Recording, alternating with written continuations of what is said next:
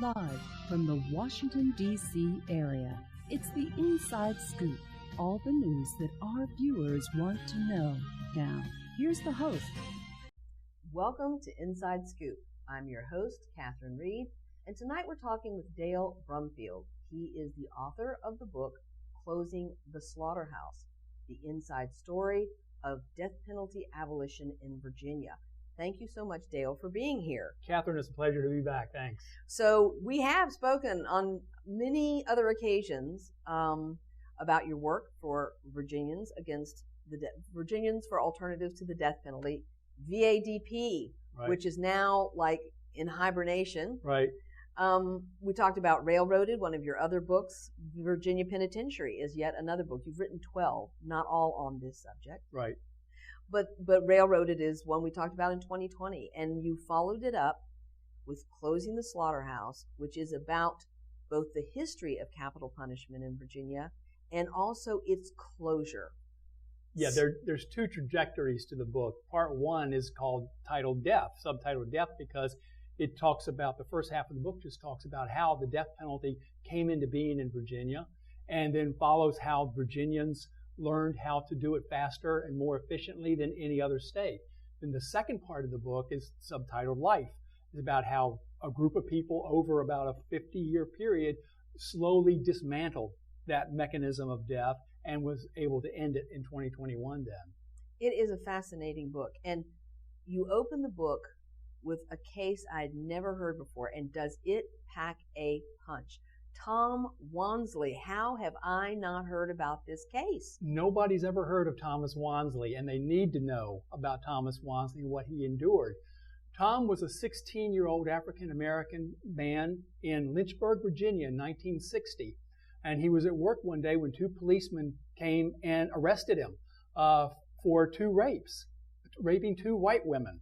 And he said, "What?" I had no idea what they were. So they took him downtown, and a juvenile officer overheard Tom talking to his mother about the case. And it turns out he had been having a consensual relationship with one of the women and almost got caught by her husband when he came home unexpectedly, and Tom had to escape out a window.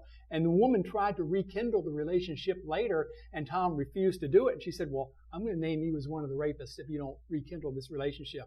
Still, he refused, and she told the police that Tom had raped her and probably the other woman too. So Tom was arrested for both of these rapes. Now, a young black man being accused of raping two older white women in Lynchburg, Virginia in 1960, it seemed like it was probably a foregone conclusion what was going to happen to him. And sure enough, Tom was sentenced to death, not once, but twice, for those two rapes. However, there were so many things, so many problems with the trial. There was racial bias. It was a circus. It was an absolute circus. No transcript was made. A transcriptionist didn't show up. So there just wasn't there was no transcript, and then his defense attorney died. So there was no record of anyone hearing what happened. So that was a change in Virginia law that occurred, thankfully.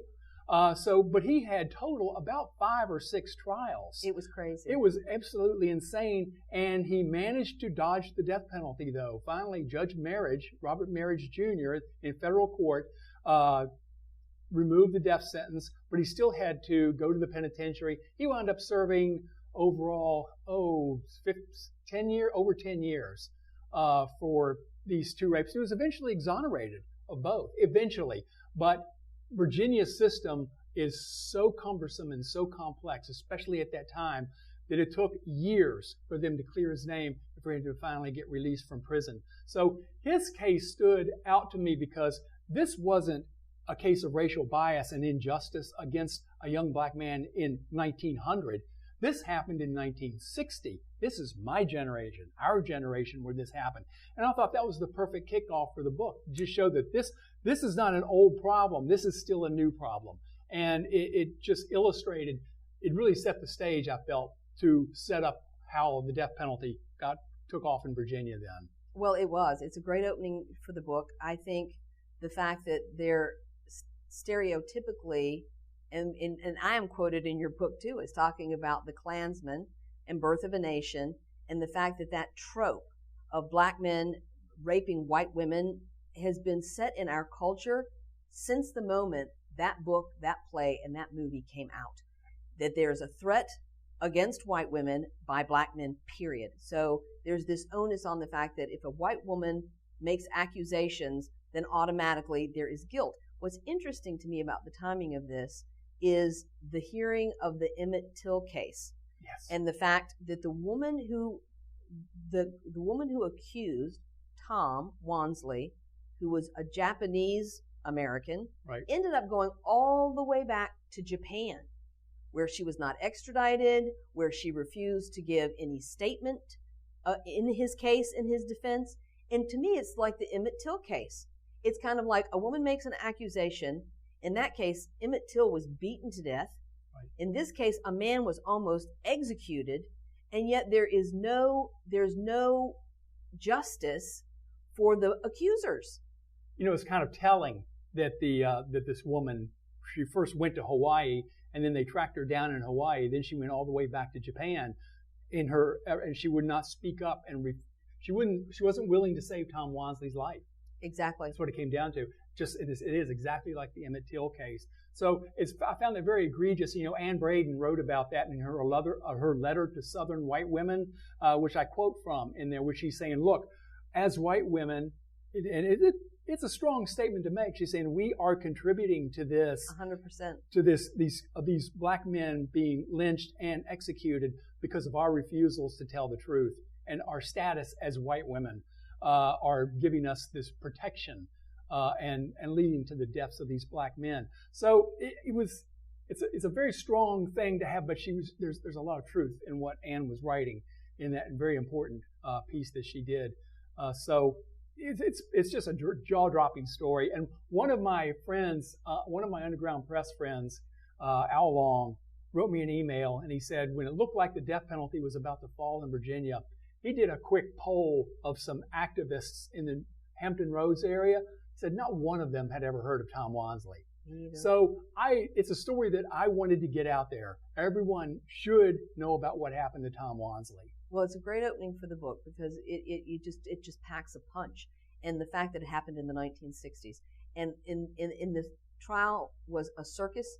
The blatant things that judges did, you know, you're like, how is this legal? How are judges still sitting on the bench who blatantly violate due process and the law?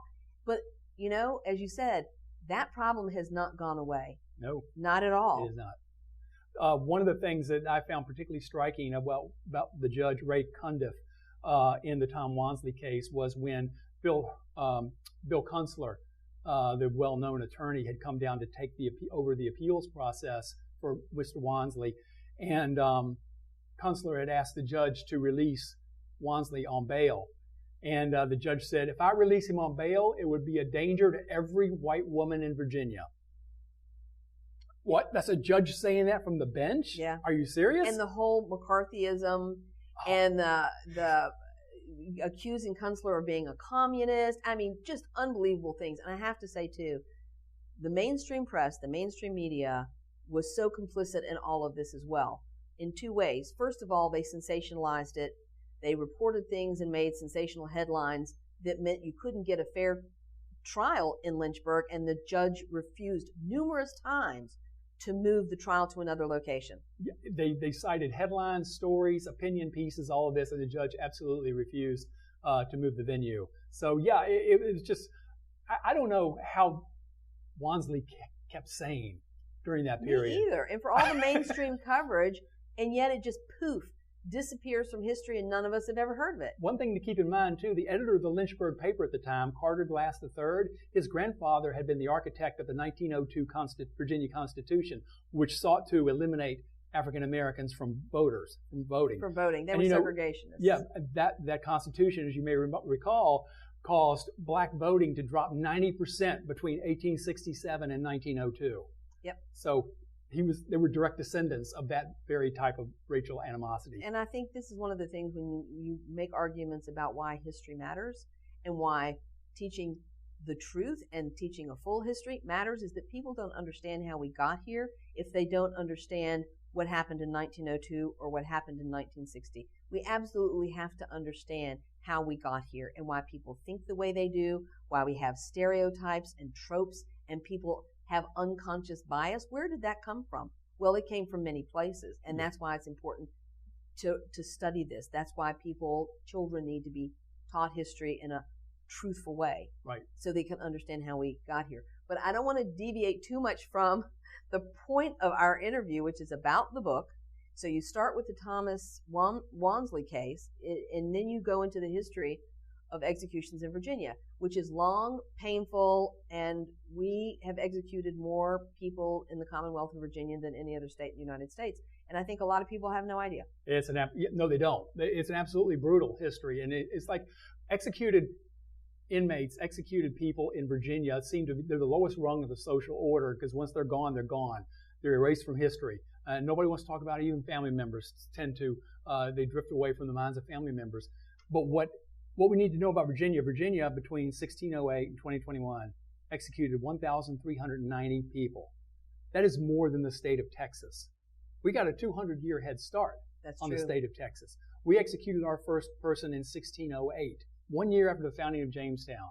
Captain George Kendall executed for conspiracy and treason. The first woman in Northern America was executed in Virginia. Her name was Jane Champion. She was caught in a particularly egregious situation in that she had an affair she was a married woman in Jamestown in 1730 who had an affair with another settler there. And she got pregnant by him. Now, she had no way out. If you got pregnant and gave birth, that was a capital crime. If you concealed the pregnancy, that was a capital crime. If the baby died with no midwife present, that was a capital crime. She had no way out by being pregnant by someone other than her husband. And sure enough, she had the baby. The baby was dead. Now, there was evidence that the baby was stillborn. Doesn't matter. She gave birth by herself with no midwife present. So that was a capital crime. And she was executed. She was hanged for that. So I'm going to just pause there and again connect two dots between the 1600s in Virginia and women being executed for giving birth to a stillborn child with no witnesses, and today in 2022, where women are being prosecuted for miscarriages, criminalizing pregnancy, criminalizing.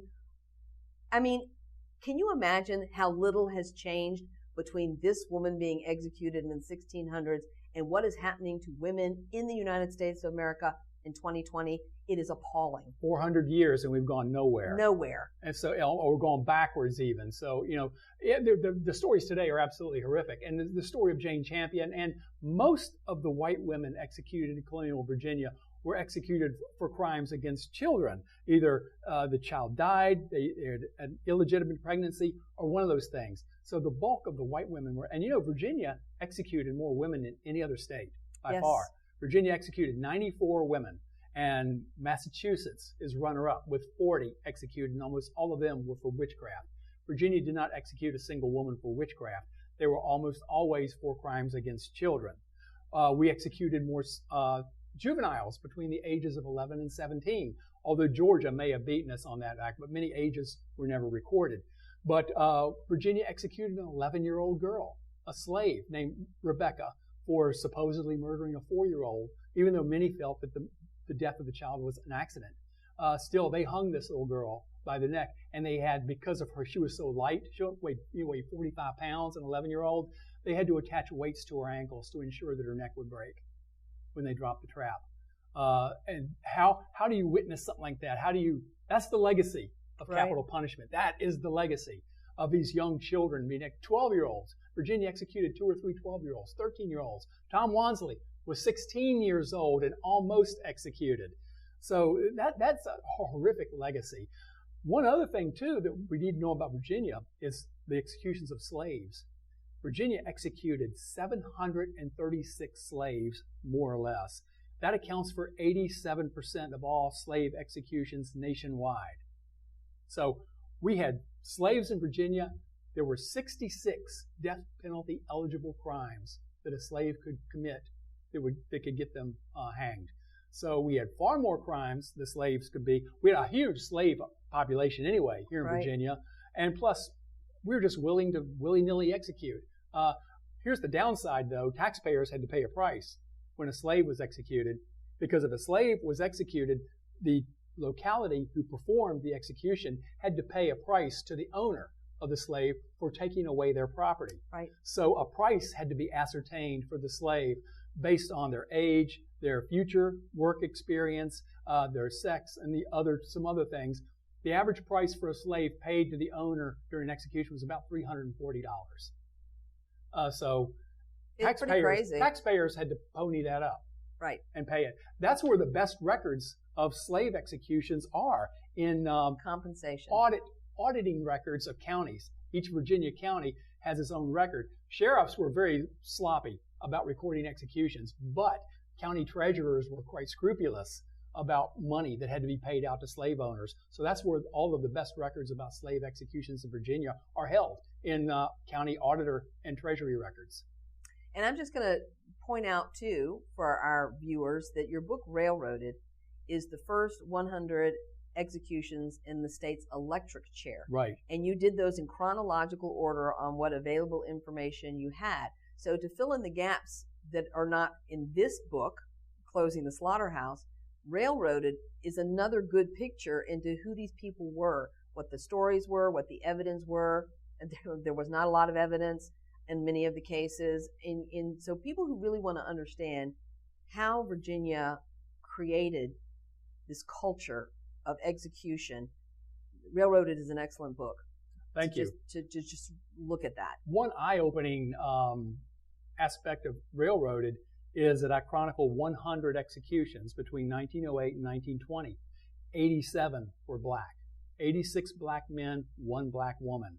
Only 13 whites were executed during that period. Does not say Tell at you all something, yes, about racial bias in the death penalty. I mean, they say data tells the story. And a lot of these black men were executed for non-homicide crimes. We had a black man executed, Winston Green. He's a pet project of mine. Winston was a 17-year-old black man who was executed for scaring a 12-year-old white girl. He scared her. He ran out in the road and grabbed her horse when she was driving a horse and buggy. She screamed. He ran away. She went home, got her father. They put together a posse. They caught a young black man. Could have been any black man. Any black man. They just caught a guy, brought him back. The little girl stepped out on the porch and identified him. His trial took 20 minutes. The jury was out about 6 minutes. Sentenced him to death for scaring a 12-year-old white girl. So those are the types of things. We had black men executed for highway robbery, for beating someone up, or for rape. My gosh, black men were always executed for raping a white woman. Never was a white man ever executed for raping a black woman. Thing that you make that point in both Railroaded and Closing the Slaughterhouse is that white men raped with impunity. Right. Both black women and white women. I mean, being a woman in Virginia is not necessarily a happy circumstance. There's a lot of violence. There was then. There is now. Lots of violence against women in the Commonwealth of Virginia and in the country as a whole. But white men did it with impunity. Right. Actually, there were some white men who were sentenced to death for rape in Virginia, but none of the executions were ever carried out. So there you go. Data tells a story, doesn't it? Data tells a story, exactly. One thing that's important to remember about Virginia, too, Virginia did not execute a white man or a white person for a crime against a black person until 1996. Yeah, that's shocking. 1996.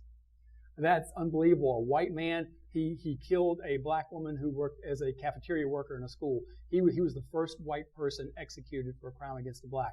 That is so egregious as to be, it should make everyone horrified.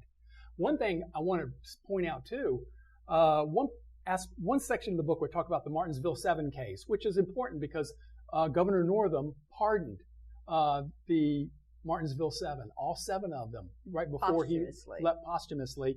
All 7 of them were executed in 1951 for a supposed rape and the aiding and abetting of rape of a white woman in 1949. In my research, I knew that these 7 black men were executed for the rape of a white woman. What was the punishment for a white man who raped a black woman at that same time period? I found 2 cases. One of them happened in Bedford, Virginia, one in Glasgow, Virginia. In Bedford, a white farmer raped a 19-year-old pregnant black woman. He was fined $350. In Glasgow, a man raped a mentally enfeebled, quote unquote, a developmentally disabled black woman. He was fined $20. That was the same time as the Martinsville 7 case. So white men could rape and get a fine, whereas black men, guilty or not, were executed. So this, I'm just going to add a little footnote here of interest in these cold cases that are being solved with DNA. And I follow them, every time I see a headline come up about another case that's been solved, whether it's the Golden State serial killer or numerous other cases that are being solved, the perpetrators are almost always white men. Mm-hmm. Almost always white men who raped, beat, murdered, chopped up, disposed of women and girls. Yeah. And then went on with their lives. Yeah. Just went on and lived their lives as if nothing happened. Some of them are still alive. Some of them are imprisoned and they know where they are. Some of them have already died. But there was one case in Massachusetts, and it was a corrections officer, and they went and arrested him for the murder of this 11-year-old. Mm-hmm. Rape and murder, and left her on a railroad track in Massachusetts. But it stuns me. I'm sorry. It just does. That not only does the law tend to protect violence against women when perpetrated by white men, but DNA is now showing us that white men, in the main, committed horrific crimes and simply walked away and lived the rest of their lives. Yeah, and as a white male myself, I'm fully aware of that. So one of the things I'm trying to do with this book and with Railroad and the Virginia State Penitentiary history is try to make actions instead of words. If I feel like for myself, and this is a personal thing, it's very subjective, I have to show through my actions that I'm just please, I'm not one of these middle-aged white guys who are the cause of all the problems in the world. I'm actually trying to solve a couple of things. Shed the light on it anyway. Yeah, tried to shed some light on it anyway, exactly. And I think that's important because, again, if you don't look at this holistically, if you don't look at it from a certain perspective, then how do we solve the problem? How do we solve the problem when people don't even recognize what the problem is? Exactly. And one of the things, going back through this history, and between 1608, or really not going back quite that far, but around 1700, when slaves came to America, the first slave was executed in 1688, I think, in Virginia. Tom, he was in Henrico County. You lost your train of thought with Tom. It went right away. Well, we're going to move on to the next thing because it's going to come back to you. But okay. when we're talking about the rarity of women being executed, you have a whole chapter in your book, and I know we're kind of jumping ahead, but you have a whole chapter in your book about Teresa Lewis. Right. Who was executed not that long ago. No, 2010. Yeah, 2010. And she actually did not pull the trigger. No. And the men who did pull the trigger were not executed. She was. And they were not. That was such a miscarriage of justice that happened so recently. I just can't imagine that Virginians are not up in arms over the egregious nature of that particular execution. The Teresa Lewis case was particularly awful. It happened in 2003. The murders occurred in 2003. What happened? Teresa Lewis was this intellectually disabled, poor woman in Pennsylvania County.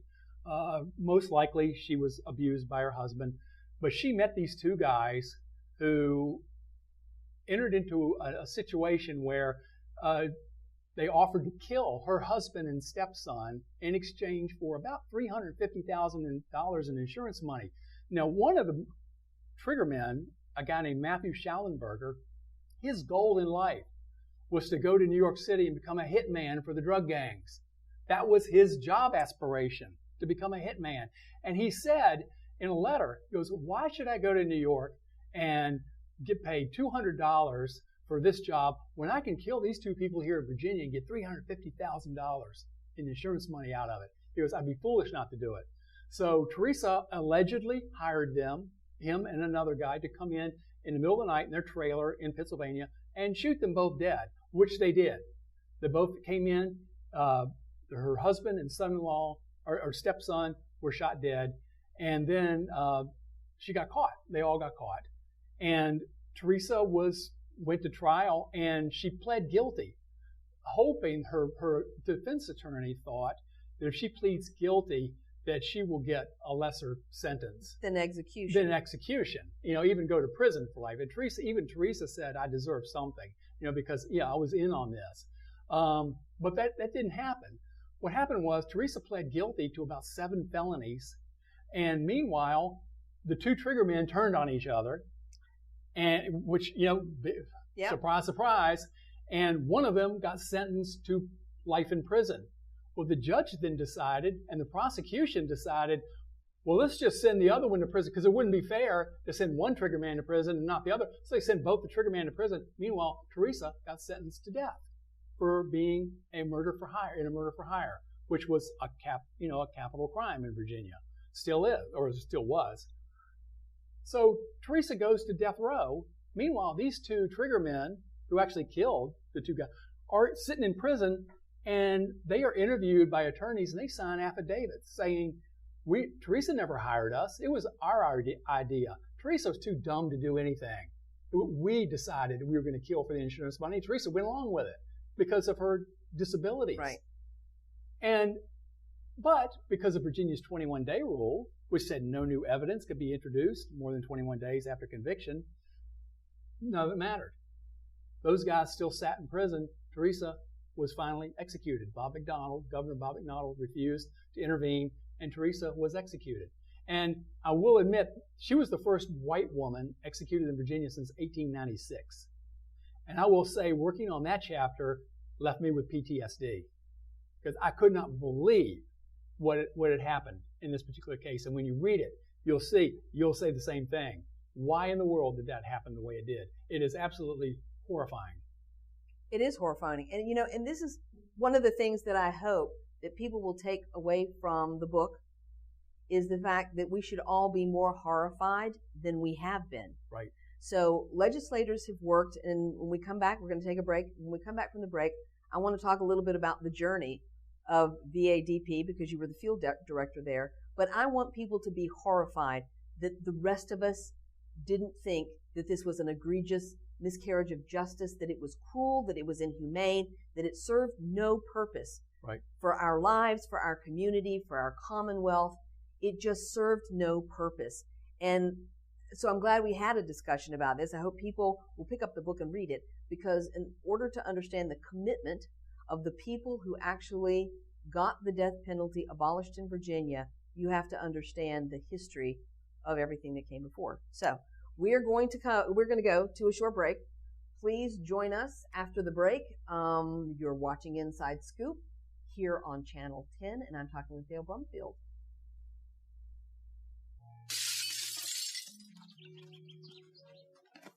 Nice going, Spencer! I can't believe we broke Old Man Hennesty's window. Correction, dude. You broke. I just threw the ball. This is really bad. What are we gonna do? We? Go to the door and ask for the ball back. Are you serious? It's my ball, Myrtlebeck. You're so dead. I'd run away. Yeah, to Uruguay. Kiss your life goodbye. Sorry. Let's go. Yeah, you got me in your well. Some friends you are.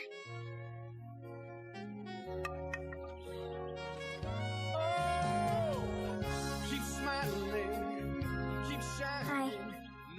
Hi. Tell him it was an accident, and we can fix the window. Come on. I'll come with you. Loyalty. Pass it on. You go first. A message from the Foundation for a Better Life. One day these rats were playing in the woods. Well, it's a matches and that's no good. Listen to smoke before you give it a try. Only you. Don't play with matches. Don't play with fire. Cause there's nothing very funny about rooftop life. Nothing very nice on a homeless mind. So if a gorgeous force is what you desire, don't play with matches. Don't play with fire. Yeah. Only you can prevent wildfires. Fire.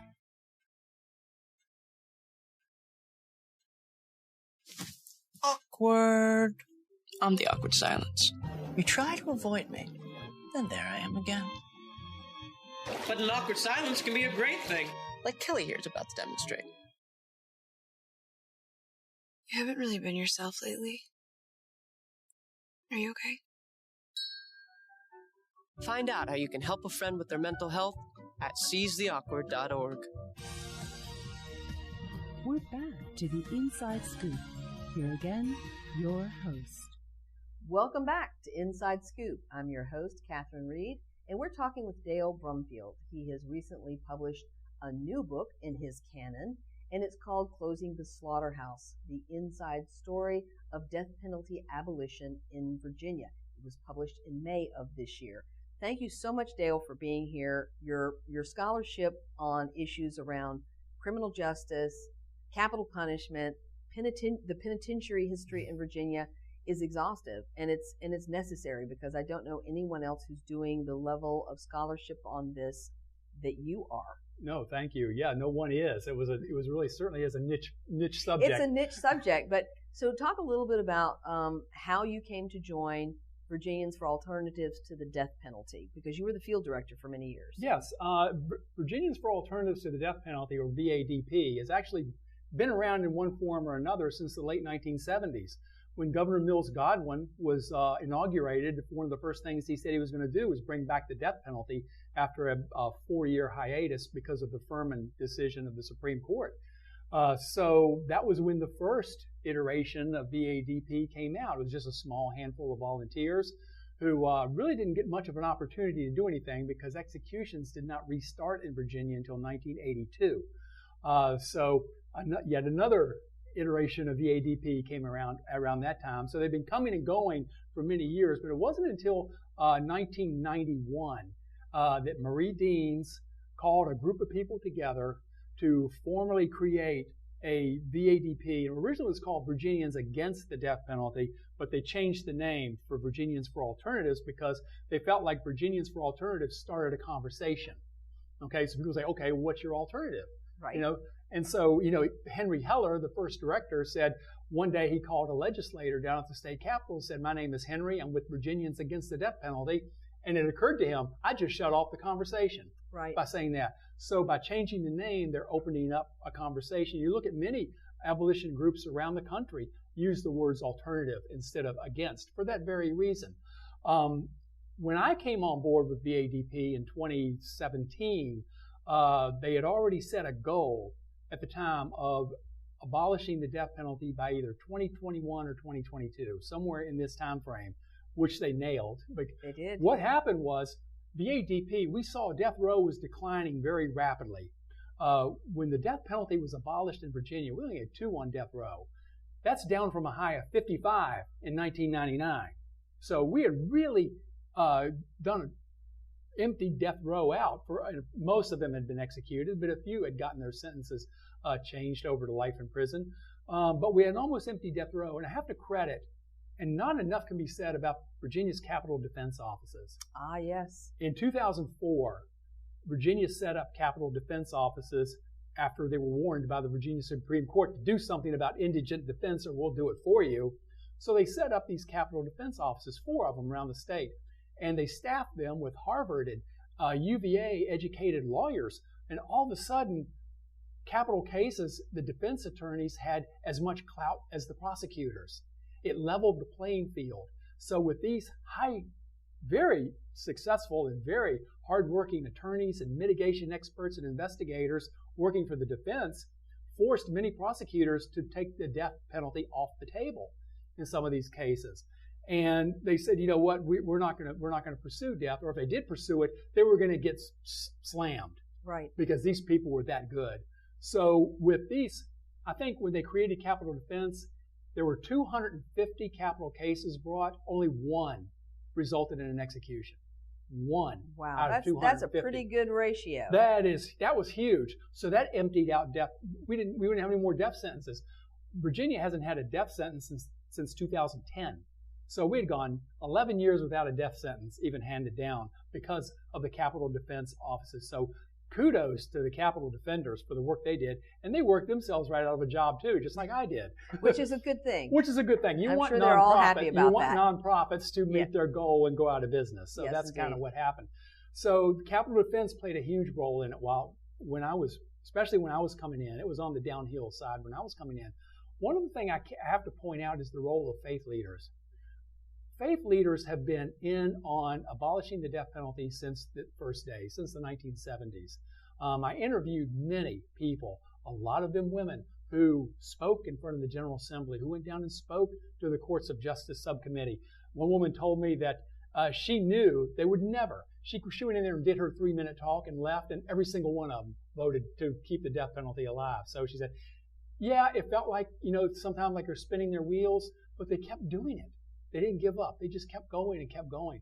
And I can't say enough for what they did. The Virginia Catholic Conference was a huge ally of ours. We brought many evangelicals on board. In 2018, we did a program at an evangelical church up in Charlottesville that drew almost 200 people to it to talk about ending the death penalty. So we think the people of faith started seeing that the death penalty was incompatible with both their pro-life attitude or with their general sense of morality, of what's right and what's wrong. And when people start finding out more about how the death penalty works, it's easy to believe in the theory of the death penalty. But when you start seeing of these corrupted machinations behind the scene, it's easier to see why it is a failed and corrupted process that needed to be ended. So when I came on board, my first job was to not even talk about death penalty abolition. When I came on board, we were pushing a bill called the Severe Mental Illness Exemption Bill. We were trying to exempt the profoundly mentally ill from getting a death sentence. That's all. If prison for life was an option, psychiatric care was an option, we just wanted the death penalty taken off the table. And for the first 2.5 years, that's all I talked about out in the field. I would go around mostly in conservative and Republican districts and just do talks about mental illness exemption. And we made a lot of headway. In fact, it passed the Senate overwhelmingly, I think 32-9 in 2020. So it looked like we were getting there, but it died in the House, of course. We decided then in 2020, well, we came this close. Delegate Mike Mullen he was a prosecutor, and he was not in favor of codifying severe mental illness exemption because of Virginia's diminished capacity, failure to recognize diminished capacity. But what he said at the time was, look, I'm not going to support severe mental illness exemption, but let's just go the whole hog. Let's do the whole thing, and I'll patron it next year. So we said, well, okay then, let's do that. And that's what happened then. So it was quite an interesting journey going around Virginia and talking and listening to people, what they thought about the death penalty. And sometimes if you let someone talk about the death penalty long enough, they'll realize the absurdity of what they're talking about. They're saying, well, wait, you know what? This is not working, is it? I said, no, it's not working. This is why it needs to end. So no statistics back up the efficacy of capital punishment to deter capital crimes. Right, it's not a deterrent. States who have the death penalty have higher murder rates. States, after they get rid of the death penalty, see their murder rates go down. It's uncanny. And there's report after report after report. The Death Penalty Information Center online, DPIC, has all these statistics on there if someone wanted to look them up. So no, it's not a deterrent. Grossly expensive, not a deterrent. It's just not working. So that's when it all kind of came together in 2021. And there were a lot of external variables as well as internal that came together. Governor Ralph Northam's blackface scandal. He saw how corrupted his history was of Virginia, and that he did not get to share these stories of what happened to blacks when he was growing up. So he made racial parity his cornerstone, one of his cornerstones. And kudos to him for doing that. The Black Lives Matter movement happened right around the time we started pushing for abolition. And in Richmond especially, Black Lives Matter movement coalesced around the Robert E. Lee statue, which is a living 40-foot tall symbol of racial bias. So all these things came together, and that's why it made such a fertile ground for abolition to happen in 2021. It did. And I want to give a shout out too to Just Mercy Yes. and the work done down in Alabama, and the fact that so many people have read that book and realized that innocent people have been executed. And you can't, so if murder is a crime in every sense of the word, a crime against humanity, and for a state to be a murderer of innocent people, where is the justice there? Exactly. You can't bring somebody back from the dead. No, you can't. When you have mistakenly executed an innocent person, which undoubtedly has happened many, many, many times in this country and in Virginia. We know it's happened in the pre-1972 days, because especially these black men. There was no evidence that they did any of the crimes that they were accused and sentenced for.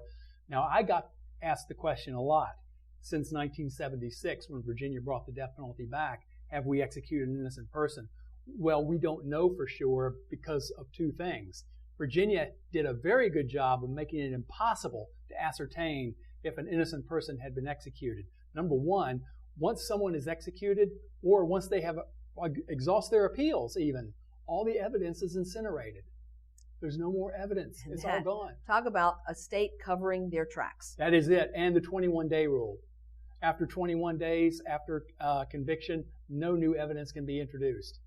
So those two things alone made it just about impossible to find out if an innocent person has been executed. Plus, you've got politicians or judges who may be invested in this execution and will fight tooth and nail to keep it from being investigated.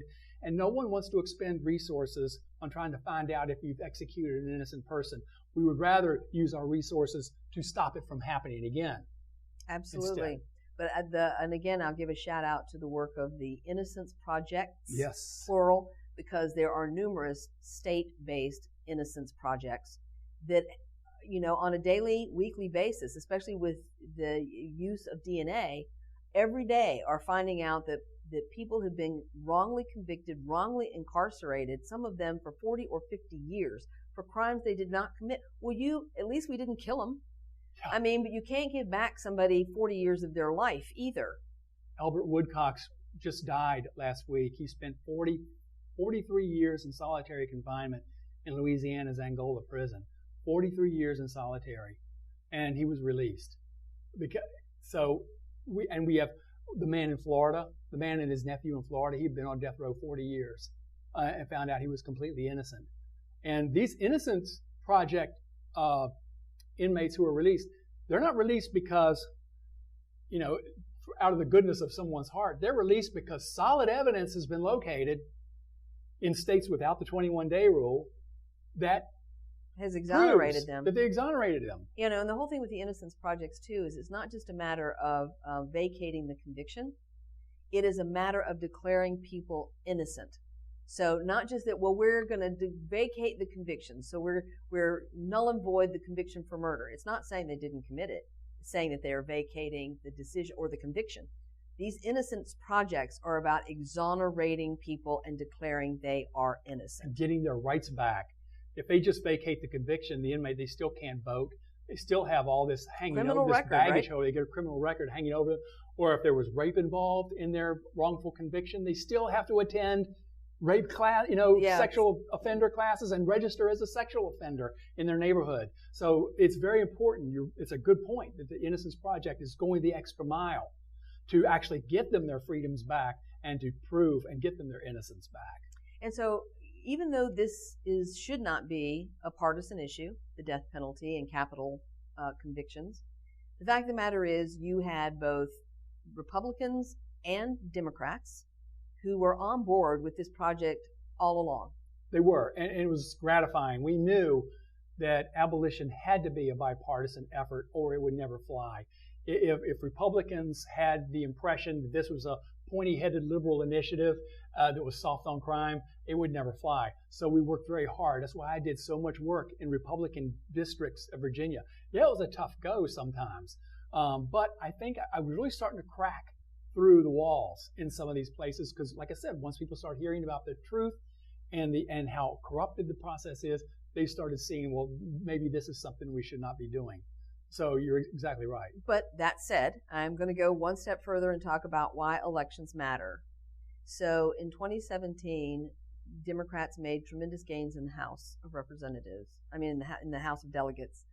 And there were a lot of women elected in 2017. Yes, there were. In 2019, and Ralph Northam was elected in 2017. And we had a lot of in Prince William County, suddenly you had women and Democrats and people of all kinds of diversity that were suddenly, they had seats in the House of Delegates. In 2019, the Democrats took control of the House of Delegates. You had a governor who had been embroiled in this blackface scandal, which really started a discussion about race and the history of race and bias in the Commonwealth of Virginia and what it meant. So by the time George Floyd was murdered, to your point, all of these things had been put into place. Suddenly Democrats controlled the House, they controlled the Senate, and they controlled the governor's mansion. Yeah. All at the same time. And then the tragedy of George Floyd and the rising up of Black Lives Matter to really shine a light on the fact that this is intrinsic. Racial bias is intrinsic in this country. And so moving forward, it seemed like all the pieces that had been worked on for decades, were finally coming to a head, coming together. So describe exactly from the 2020, you mentioned the Lee statue and people coming out into the streets all over the Commonwealth of Virginia, but how we got to March 24th, 2021. What did that last stretch look like? Well, it didn't go the way we anticipated. We thought 2020, in January and February of 2020, we thought, okay, I was lining up speaking engagements right and left. We could see the momentum growing in the field. In fact, I had done a presentation to a group of libertarians in Northern Virginia on March 9th, 2020. And then the next day, everything shut down. And BADP and our coalition partners, we had to suddenly radically adjust. Okay, we're looking to introduce death penalty abolition in 2021. What do we do now? We're on lockdown. How am I going to get out and talk to people? How are we going to conduct business? What we decided to do, Michael Stone, the executive director, and myself, we started meeting by Zoom with state representatives. I contacted every single delegate member, every single senator, and asked for a meeting with me and Michael and our lobbyist, Virginia Podboy. And we said, we just want to talk to you about the death penalty because we're going to introduce abolition in 2021. We wound up meeting by Zoom with 52 legislators. Pretty amazing. Which I thought coordinating 4 calendars with legislators is tough. But Zoom kind of made that easier in many ways. They did. But we'd only talk for about 15 minutes. We meet with them or meet with their legislative aide if they were unavailable. And we did not find any hardcore opposition to the death penalty. What we found, to our surprise, was many legislators, many of them these younger ones who were just brought in 2017, right, who had never thought about the death penalty. I said, I really don't know how it works. All of a sudden, you've got a blank slate in front of you. So, well, let me give you the 3-minute elevator history of the death penalty, and then we'll tell you what we plan to do. And then if you have any questions, ask us. And they would say, well, you know what? I really think I need to talk about this. Some of them expressed hesitation. They said, my constituency might balk at me voting to abolish the death penalty. So we worked with the Virginia ACLU. They had gotten some money from the national, and they said, look, we can do targeted targeted messaging, right? Targeted messaging and polling. We can do polling in your district and see what people say. Find out what they think. In every district, I guess we probably did 5 or 6 districts, every one came out about 60-40 in favor of abolition. That gave them cover. That gave it's a mandate cover. And they said, okay then. And then when the Governor Northam, in his State of the Commonwealth address, came out in January of 2021 and said, I'm voting for... He mentioned it. I was surprised when he actually said that was on his agenda. Yeah, it was on his agenda to end the death penalty in Virginia. That gave even more cover, even gave some cover to some Republicans. And so all of a sudden we had all this momentum that built up. Then the governor just was the crowning touch. So we knew then, okay, we met with national organizers during the assembly session. Almost every day we were meeting with the 8th Amendment Project, the ACLU, the Catholic Conference, all these. We were all coming together discussing strategy and doing these things. Well, we need to do this here. We need to contact these people.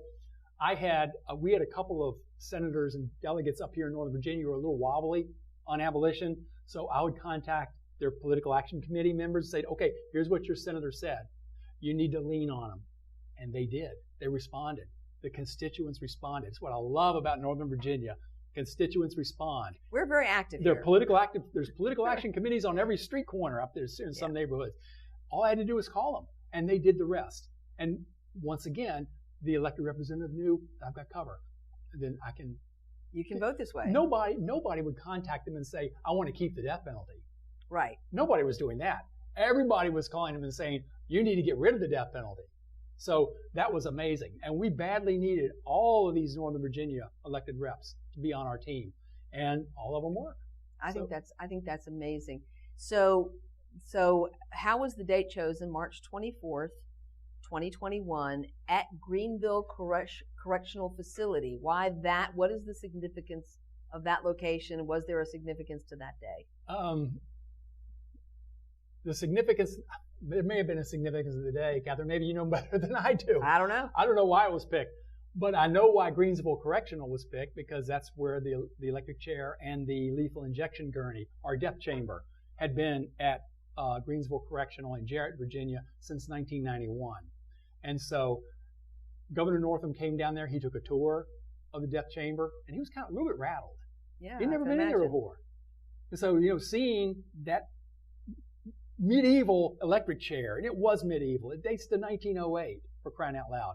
Seeing that, seeing the lethal injection, seeing the drugs, seeing all the components of state-sponsored death, I think it shook Governor Northam a little bit, and they set up a tent in the parking lot right outside the death chamber where all the elected representatives came, all the ones who wanted to come, all of us, the media. There were probably 150 people came on that rainy day, and I was sitting there watching Governor Northam sign that legislation, and it didn't occur to me till I was driving home that how powerful it really was. It would just happen. And I had to pull over in a rest area and just sit there and go, I can't believe this actually happened. The culmination of so much of your life's work. 5 years. I mean, 5 or 6 dedicated years. Even going back before I joined VADP, I was doing op-eds and writing stories and all these things about that were death penalty related. So I'd kind of been in it about 10 years total. And now all of a sudden, boom. And there we are. It ended and put me right out of a job. Which is good. I think every nonprofit's goal should be to put themselves out of business. That's right. I think so too. But with Governor Northam signing this, as you had pointed out, there were only 2 cases. There were only 2 people on death row by that time. So that probably helped too, that the cases had narrowed and we weren't talking about 50 people. We were talking about 2 people. One of the things we were a little concerned about is that those 2 remaining prisoners on death row could somehow become bargaining chips. In that, Republicans might say, or opponents to abolition might say, well, those 2 guys on death row, they've already been convicted and sentenced. And so we won't sign abolition unless they're executed. Wow. We didn't want to have to make that concession, but we were prepared to make it if we had to. But luckily, the legislation said that the 2 on death row would have their sentences commuted to life in prison. And it did. And that passed that way. So luckily, we didn't have, thank goodness, we didn't have to make that concession. Yeah, because I can remember, there was a rush to do a number of executions. I think it was early in 2021 that I think shocked and appalled the nation. At the federal level. At the federal level. Yeah, at the federal, they were like 4 in a row. And I think that really rattled people because we get complacent. We're like, when you're not confronted with the state murdering someone. I think in 2021, 80% of all the executions nationwide were those federal prisoners. Yeah, I think so too. And so I think that changed or impacted the way people thought about it. Just here in the final few minutes, I do want to talk about the fact that even though Virginia is the first southern state to abolish the death penalty, and it's a moment for us to be proud as a Commonwealth, as people in the Commonwealth to do this, that it is not permanent. That the fact that unless it's codified in the Virginia Constitution or it's codified in the federal Constitution, in fact, this could be overturned. And so we cannot be complacent in saying, well, it's done, because it's not actually legally, technically done forever the way it is right now, because this is just a legislative abolition, and you get a different legislature, a different governor, and you can have a different outcome. We kind of dodged that in 2022 with the General Assembly back in February and March, in which they attempted to bring the death penalty back for the murder of law enforcement.